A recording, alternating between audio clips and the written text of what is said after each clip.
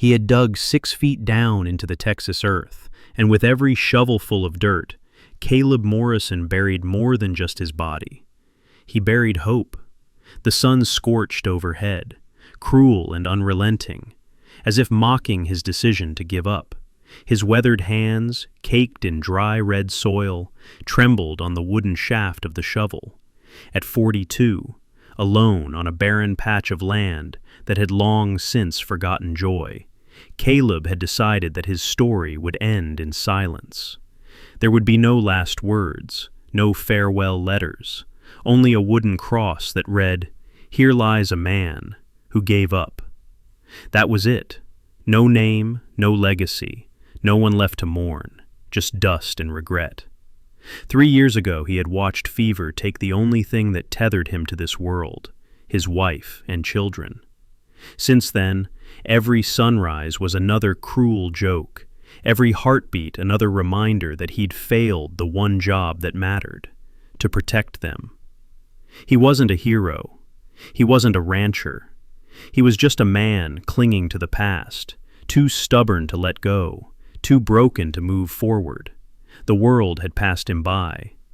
Neighbors stopped checking in. The town didn't whisper about him anymore. Even the wind, once a constant companion on the lonely plains, seemed to avoid his ranch as if haunted by his presence.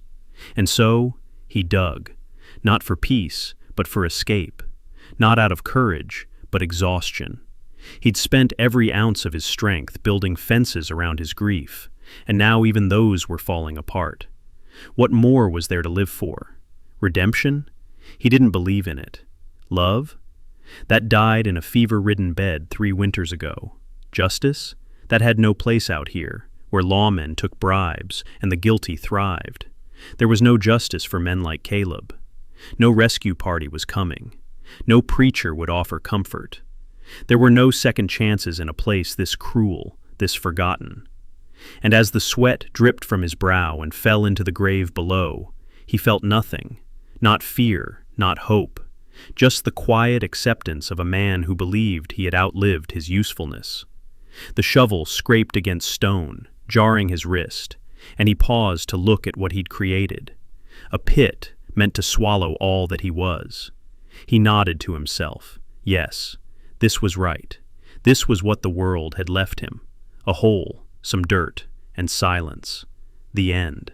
And yet, as the sun burned brighter, and he raised the shovel for what he thought would be the final time, a shadow fell across the edge of the grave, followed by 5 more. Disappointment turned to confusion. Hope, unwanted and unwelcome, knocked softly on his chest. But Caleb wasn't ready. Not yet. He had already said goodbye to the world. Why wouldn't it let him go? He hadn't seen a soul in 3 years, hadn't wanted to. That was the point of isolating himself on a ranch that even the wind seemed to have abandoned. No more faces, no more questions, no more painful reminders of everything he'd lost. But as the sun cast long shadows across the grave he was digging for himself, 5 of them appeared. 5 small silhouettes against the unforgiving Texas sky. Children, girls, their dresses torn, hair matted, blood dried on one sleeve, and a silence about them that spoke of horrors no child should carry. Caleb Morrison's first reaction wasn't wonder, it was dread, not because he feared the girls, but because he feared what they represented: responsibility, vulnerability, the chance to feel again. And feeling was the last thing he wanted. They had walked for 2 days through the desert. That alone should have killed them. No water, no shelter, no mercy. And yet here they were, standing beside the grave he dug for himself, asking him, begging him for help. The oldest girl, no more than 14, stood tall but trembling, her voice steady as she said, "We need your help." Caleb wanted to scream, not out of anger, but because the world had found a way to interrupt his goodbye. These children, broken and desperate, had pierced the fortress he'd built around his grief. And for what? So he could be reminded that there were still things worth protecting? He didn't want that. He didn't want hope clawing its way back into his chest. He didn't want to feel the sharp crack of emotion splitting through the numbness he had worked so hard to maintain. He wanted to finish his grave and vanish. He tried to push them away, told them this was private property, that he was busy. But even as he spoke, he couldn't ignore the bruises on their skin, the haunted look in their eyes, the fear that hadn't yet become hysteria, only because they had lived with it for so long it had become normal. They weren't lost. They weren't wandering. They were running, and someone was chasing them. When the oldest whispered, "They'll kill us if we go back," something inside Caleb buckled. He didn't want to care. God, he couldn't care. He wasn't that man anymore. He wasn't the father who would have once carried these children to safety on his back. That man had died when fever took his own family and left nothing but bones and broken promises. This version of Caleb was just a shell, and shells don't save people. They crack and collapse under pressure. Then came the revelation. The orphanage, the abuse, the men hunting them because they'd seen something. That word haunted him. Witnesses. They'd witnessed something vile, something that powerful men wanted buried just as badly as he'd wanted to bury himself. It was too much, too close, too similar to everything he'd tried to escape. Once again, the world was asking him to intervene, to protect, to rise, and all he could feel was crushing disappointment, not in them, but in himself. Because he knew the truth. He wasn't strong enough. He wasn't brave enough. He wasn't enough. These children needed a hero, and all they had found was a ghost digging his own grave. He stared at them, at their dirt-streaked faces, at the torn doll dangling from the youngest's hand, and all he could feel was shame. He wanted to help. He should help.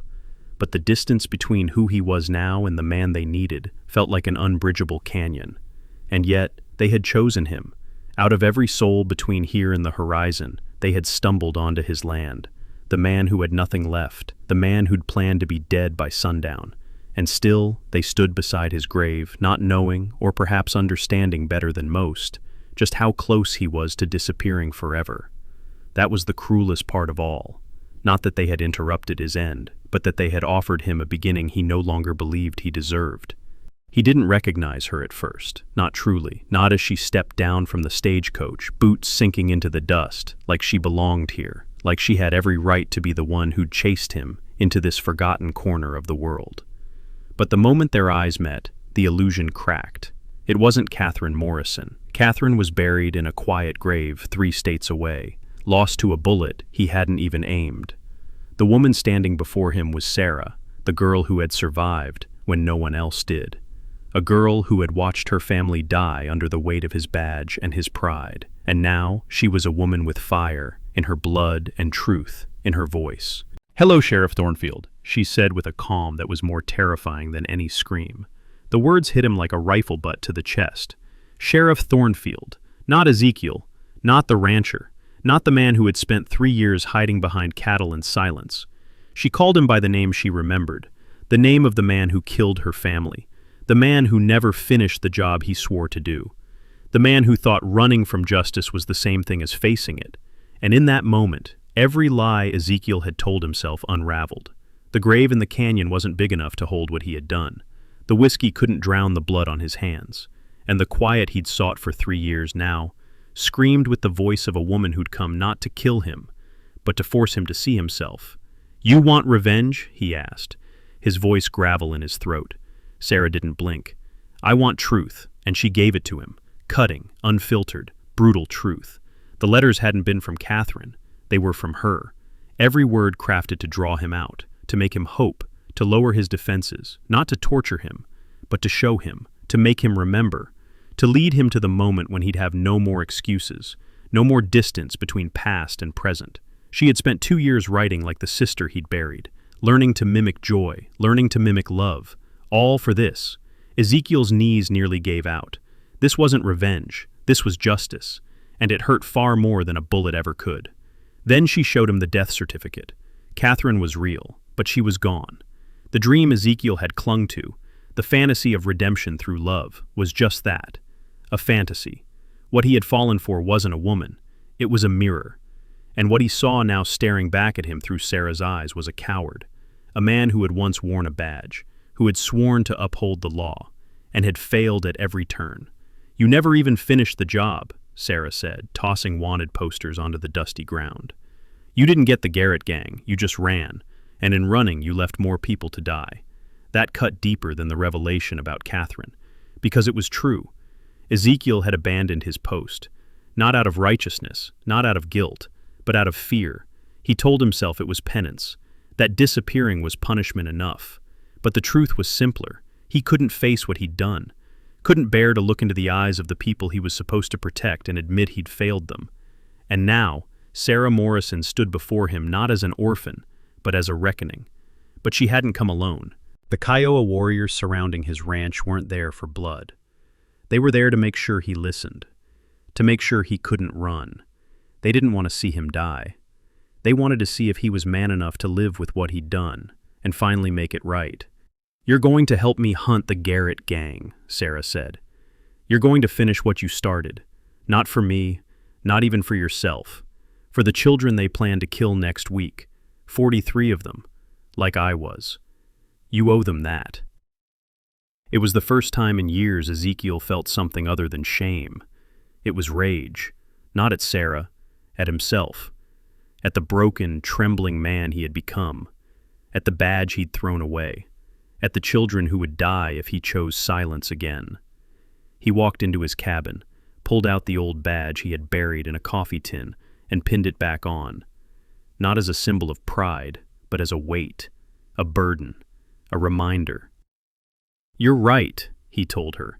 "I don't deserve to be forgiven, but I'll damn sure try to earn it." And in that moment, Sarah didn't smile. She didn't offer closure, but she nodded, and that was enough. Because justice wasn't about vengeance. It was about having the courage to face the truth and still choose to act. The sun was sinking fast behind the canyon rim as Ezekiel Thornfield tightened the strap on his saddle, the leather creaking beneath his weathered fingers. The decision was made. There was no turning back.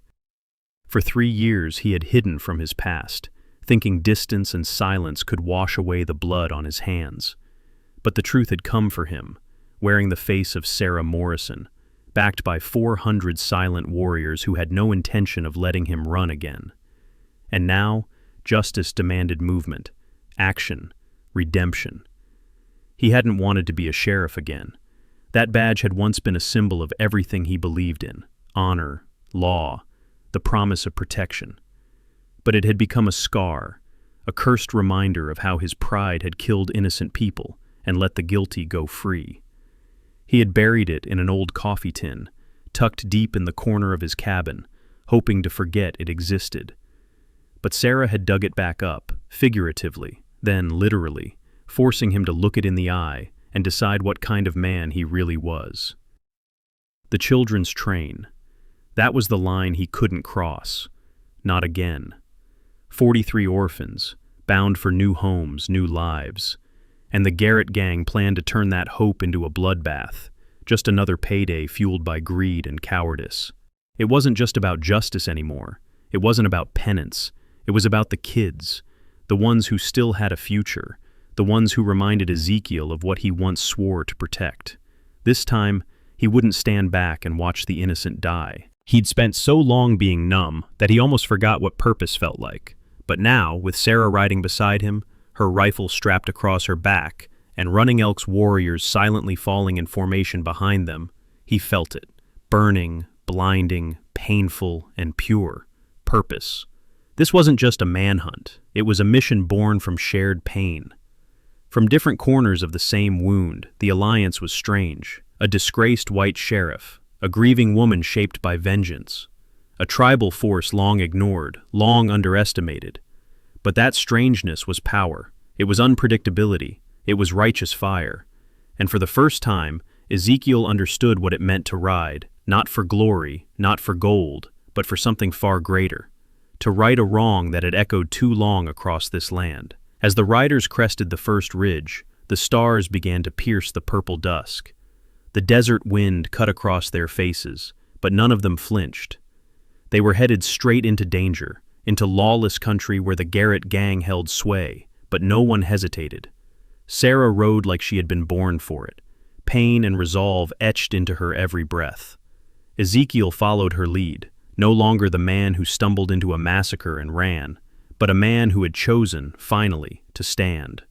Behind them, warriors moved like shadows, silent and determined, driven by stories passed through generations.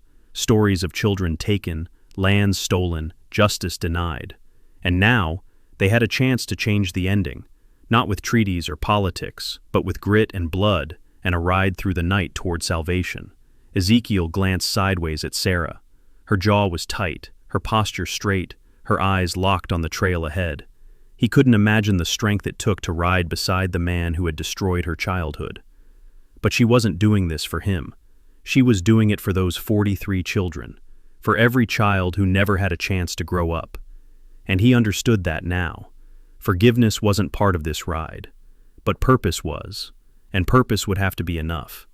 The ride to Millfield wouldn't be easy. The towns along the way might not welcome Apache warriors. The gang would be expecting lawmen, not ghosts from a man's past. But Ezekiel wasn't afraid anymore, not of the Garretts, not of death. The only thing that scared him now was the idea of failing again, of letting another child die because he wasn't brave enough to finish what he started. So he rode harder, faster, toward a reckoning, toward redemption, toward becoming the man he should have been all along. The stagecoach wheels hadn't even stopped turning before Ezekiel Thornfield felt the weight of his past slam into him like a hammer to the chest. She stepped down with the poise of someone who had already seen the end of this story, not a bride, not a stranger, but an executioner cloaked in silence. Sarah Morrison, not the girl in his memories, not the child who cried behind a wagon as her family bled into the dirt.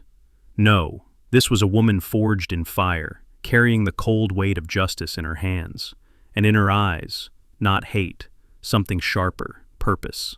The moment she said his name, his real name, Sheriff Thornfield, everything inside him unraveled.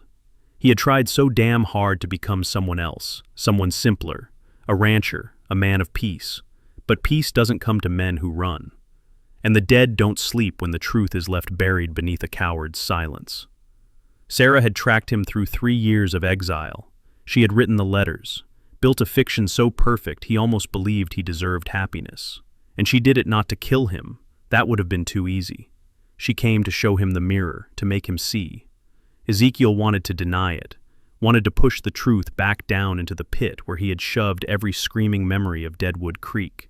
But Sarah wouldn't let him. She pulled out the box, her father's box, and inside it, the evidence, documents, death certificates, wanted posters. His failure written in ink and blood, the Garrett gang, still alive, still killing, because he'd run. 14 more dead, 14 souls that could have been saved if he'd done his job. And now they were planning to strike again, not just a bank, not just a train, but a children's transport. Orphans, 43 kids with nothing but hope and a ticket to a new life. The gang saw them as a soft target, easy money, no law in sight. But Sarah, she saw what he'd tried so hard not to see, the pattern. His failure wasn't a moment, it was a legacy, a chain of consequences, and those kids were next. She didn't scream, she didn't rage. That would have been mercy. Instead, she laid it all out, fact by fact, death by death, until Ezekiel felt like the ground itself might open and swallow him whole. But it didn't. Because this wasn't the end. This was the line in the sand. Sarah had come not just to punish him, she'd come to use him, to finish what he'd abandoned. And now the choice stood before him, sharp and immovable as the rifles aimed from the canyon walls. Help her stop the Garrett gang, or die where he stood. Not by bullet, but by the weight of everything he'd allowed to happen. Ezekiel walked into his cabin and pulled out the old badge. Cold, heavy, accusing. He held it in his palm like a gravestone. The man he used to be, the sheriff, had died in Deadwood Creek. But if he was going to ride again, it wouldn't be as the man who failed. It would be as the man who stood when it mattered most. Maybe not to be forgiven, but to make sure no other child ended up buried because of his fear. He pinned the badge to his shirt, the metal biting against his chest like a scar reopened. "I'll help," he said. "Not because I deserve redemption, but because those children deserve to live." Sarah's eyes didn't soften. Forgiveness wasn't her goal, but something shifted. Maybe respect, maybe recognition. He didn't need her to forgive him. He needed her to believe he'd ride hard, ride true, and not stop until the Garrett gang was ash in the dust. Running Elk dismounted and offered a silent nod. His warriors were ready, not for vengeance, for protection, for justice the law had never given them. Within the hour, they rode, a strange procession of former enemies united by one thing. They would not let the innocent suffer for the sins of cowards. Ezekiel didn't know what waited in Millfield. He didn't know if they'd survive. But for the first time in 3 years, he wasn't hiding. He wasn't running. He was facing it, the pain, the guilt, the truth. And in that ride through the darkening desert, under a sky painted with the ghosts of his failures, Ezekiel Thornfield became something he thought he had lost forever, a man willing to fight for the innocent, a man who would rather die standing than live haunted, a man chasing redemption at the end of a rifle barrel. Ezekiel Thornfield had ridden hard before, to chase outlaws, to serve warrants, to hunt ghosts from a lawman's past, but never had a ride felt like this. Never had each hoofbeat meant so much. The sun was setting behind them as they pushed toward Millfield, a place most men hadn't heard of, but soon the entire territory would remember, because what was coming wasn't just a confrontation, it was a reckoning, and Ezekiel, the man who had once let fear chain him to silence, was finally answering the call he'd ignored for too long. He rode beside Sarah Morrison, the woman he had once wronged in the worst way possible. She had every reason to want him dead. Instead, she had chosen something more brutal. She had chosen to make him useful, to force him to become the man he had claimed to be before the blood soaked into the dirt at Deadwood Creek. Her voice still echoed in his mind, steady, cold, but somehow more righteous than anything he'd heard in a courtroom or a church. "You can't bring back my family, but you can save those children." That wasn't forgiveness, it was a verdict. Around them, Kiowa warriors moved with practiced grace, blending into the terrain as if they were born from the earth itself. They didn't speak much. They didn't need to. They had seen their own children taken, their families shattered by government trains that carried pain behind promises of opportunity. They knew what it meant to lose the innocent to the machinery of power and greed. So when Sarah told them the Garrett gang would strike the orphan train in 4 days, they didn't hesitate. This wasn't just a white man's guilt anymore. It was their fight, too. Ezekiel felt it in his bones. This was not redemption, not yet, but it was motion towards something that felt like purpose. Every breath of dry desert wind seemed to strip away a layer of shame. Every mile they crossed toward Millfield burned away a lie he'd told himself, that he was powerless, that the past was too heavy, that he had already been judged and sentenced by his own guilt. But guilt, he was learning, wasn't a prison. It was a compass. If you had the courage to follow it, it would always lead you back to the place you went wrong, and give you one last chance to make it right. They stopped only to water the horses, to patch a cracked hoof or tighten gear. Sleep came in short, haunted bursts under stars that watched with quiet judgment. Sarah barely spoke, but when she did, it was with precision. A reminder of the plan, of the timetable, of the children they were fighting for. She carried her grief like a blade, sharp and well kept. Ezekiel respected that. He carried his guilt like a chain, but with every mile, she was hammering it into armor. On the 3rd night, as the fire crackled low and the canyon winds howled, Ezekiel looked at his hands. They were scarred and rough, the hands of a man who had worked cattle and fired rifles, and let innocents die. But now those same hands were packing ammunition, drawing maps, preparing for war not against a people, but against what he had once become. Indifferent, blind, comfortable. He wouldn't make that mistake again. Sarah came to sit beside him. She didn't say much, just handed him a flask and stared at the fire. For a while, they sat in silence. Then she spoke, quiet but fierce. "I don't need you to die for me, Sheriff. I need you to live for them." Ezekiel nodded. He understood now. This wasn't a chance to erase his sins. There was no erasing Deadwood Creek. This was about breaking the cycle, about standing in the gap and saying, "No more." The final day was the hardest. The road to Millfield was rough, and time was running out. Scouts reported movement near the station. The Garrett gang was there, 30 men, heavily armed, waiting for a train full of orphans. But they wouldn't be alone. Ezekiel, Sarah, and the Kiowa rode through the night and reached the outskirts of Millfield before dawn. They took positions, checked weapons, whispered final instructions. The train's whistle echoed in the distance like a war drum, and Ezekiel felt something he hadn't felt in years: clarity. This was where he was meant to be, not on a porch running from the past, but right here, between evil and the innocent. As the train pulled into the station, as shadows shifted and danger drew near, Ezekiel Thornfield, former sheriff, failed protector, broken man, stood tall. He wasn't seeking absolution anymore. He was fighting so no child would ever have to feel what Sarah did, so that the ghosts of Deadwood Creek could finally rest. The road out of Cedar Canyon was more than a trail through dust and rock. It was a path out of exile. Ezekiel Thornfield rode with his spine straight and eyes forward, but his soul was twisted in knots. Every hoofbeat behind him, from the Kiowa warriors, from Sarah Morrison's horse, from the wind itself, reminded him of what was at stake. Not just the lives of 43 orphan children on a train headed for ambush, but the chance to finally live with honor after years of hiding in the shadows of his own guilt. He had spent so long believing he didn't deserve redemption, so long punishing himself with silence and solitude. But now, with the badge pinned back on his chest and blood debt hanging over his head, he understood. It wasn't about deserving. It was about doing. Beside him rode Sarah, the child he failed, now a woman of fire and resolve. The pain in her eyes hadn't softened, but something had shifted. She didn't ride with vengeance anymore. She rode with purpose. Ezekiel could see it in the way she scanned the horizon, in the way she gripped her rifle like a lifeline. This wasn't just about settling a score. This was about saving the future from the kind of ruin the past had brought her. And Ezekiel was part of that now. Not as a target, but as an instrument. She had forced him to confront the coward he'd become, and dared him to be better. Not for her, not for himself, but for the children who still had a chance to grow up unbroken. Behind them, the Kiowa warriors rode with silent determination. These weren't mercenaries. They weren't muscle for hire.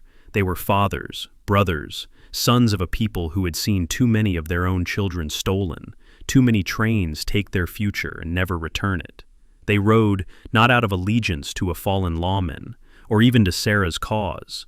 They rode because they understood what it meant to watch a generation vanish in the name of progress. Their presence was more than symbolic. It was power, unity, defiance. They carried the wisdom of the land and the memory of every child their own government had failed to protect. Now, they would not fail again. As the ragtag coalition pushed hard across rough terrain, Ezekiel found himself drawn to a thought he hadn't dared entertain in years. Maybe courage didn't mean being unafraid. Maybe it meant carrying your guilt like a torch, lighting the path forward so others didn't fall in the same darkness. The past couldn't be undone, but maybe it could be used, turned into a weapon, a warning, a promise. When they stopped to rest, Sarah approached him. She didn't ask if he was ready. She didn't offer comfort. She just handed him a folded piece of paper, the train manifest, names, ages, destinations. Ezekiel read it in silence. Emma, age 7, Jeremiah, age 10, Louisa, age 6, 43 innocent lives, each one carrying the fragile hope of a new beginning. They were riding to protect futures that had no idea how close they came to ending in fire. He looked up and met her gaze. "We're not too late," he said quietly. "We better not be," she replied. But there was something softer behind the edge of her voice. Not forgiveness, but trust.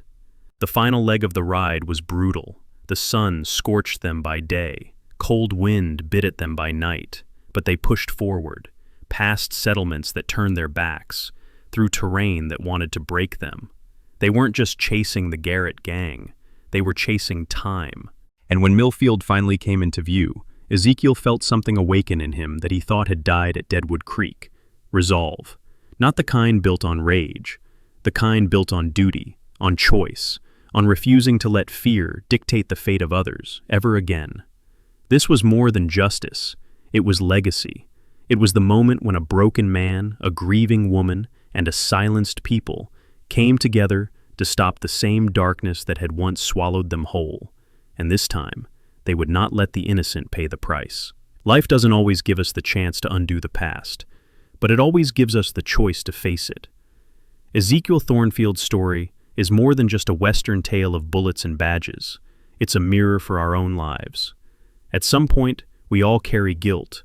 We all run from things we wish we'd done differently. But what matters isn't how far we've fallen.